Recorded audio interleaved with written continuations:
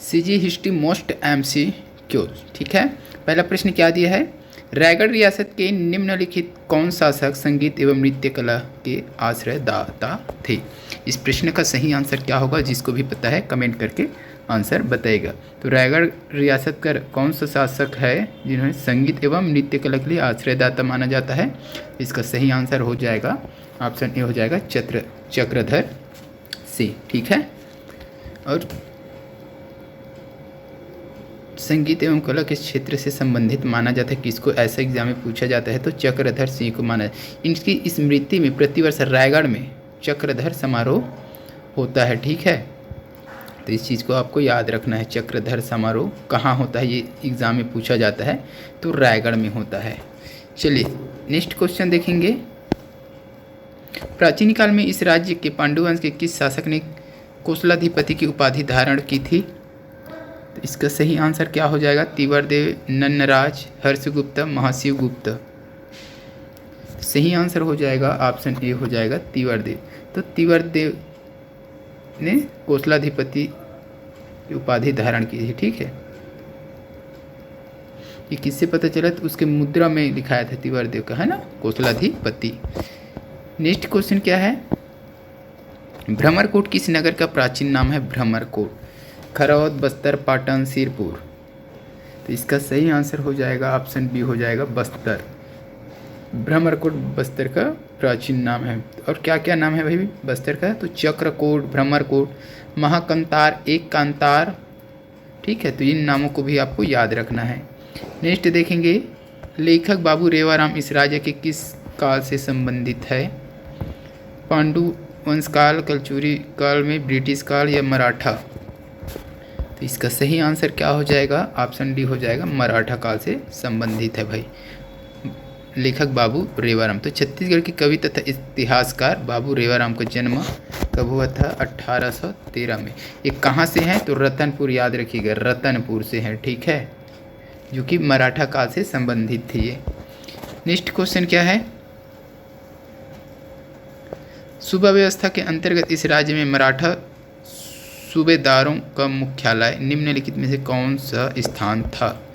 तो मराठा सूबेदारों के मुख्यालय रायपुर, रतनपुर, जांजगीर, राजिम।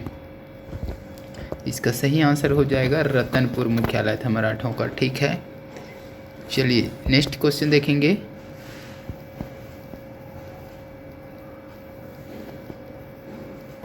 इस राज्य के निम्नलिखित में से किस स्टेट के जमींदार ने अंग्रेजी सेना की सहायता की जिसने 1857 में सोना खान के जमींदार नारायण सिंह को पराजित किया।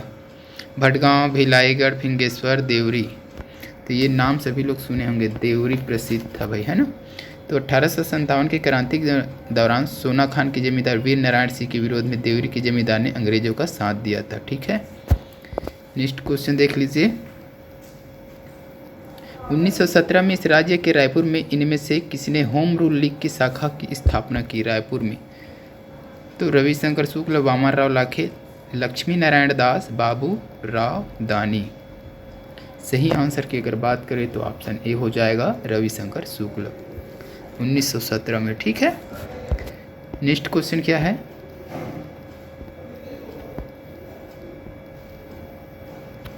सूबेदार केशव गोविंद के शासन काल में इस राज्य में निम्नलिखित में से कौन यूरोपियन यात्री आया था जिसने यहाँ की संस्कृति स्थिति के बारे में लिखा था।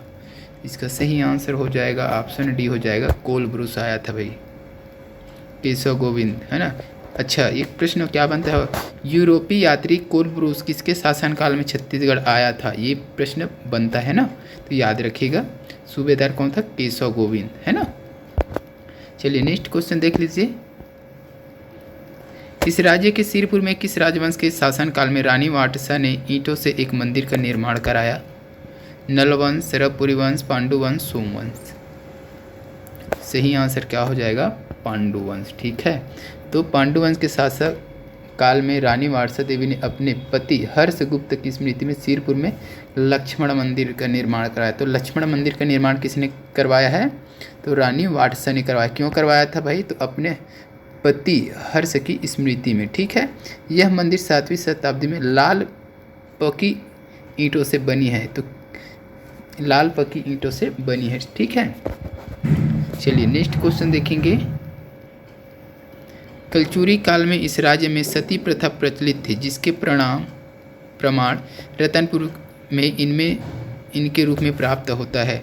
तो कलचुरी काल में छत्तीसगढ़ राज्य में सती प्रथा प्रचलित थी, इसका प्रमाण जो है रतनपुर में प्राप्त हुआ है। ठीक है, तो किस चीज़ से प्राप्त हुआ है? सती चौरे के रूप में, सती समाधियों के रूप में, सती महल के रूप में, या सती मंदिर के रूप में, किस रूप में प्राप्त हुआ ये चीज़ पूछा गया है। इसका सही आंसर क्या हो जाएगा?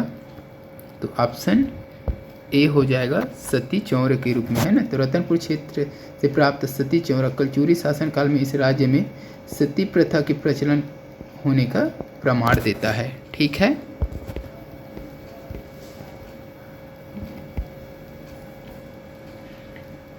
चलिए अगला क्वेश्चन देखेंगे और इस वीडियो का लास्ट क्वेश्चन है, जो कि आपके लिए कमेंट करके आपको बताना है भैया।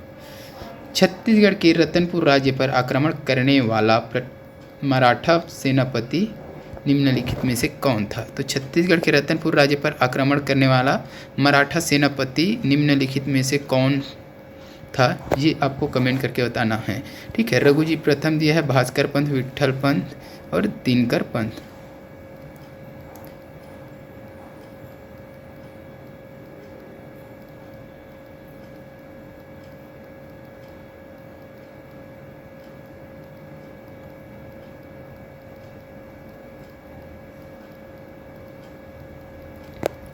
तो सही आंसर क्या है कमेंट करके बताइएगा। ठीक है, तो आज की इस वीडियो में बस इतना ही। वीडियो अच्छी लगी तो वीडियो को लाइक शेयर, इन चैनल में नए हैं तो चैनल को सब्सक्राइब कर लीजिए। जल्द मिलते हैं अगले वीडियो के साथ, तब तक के लिए वंदे मातरम, जय हिंद।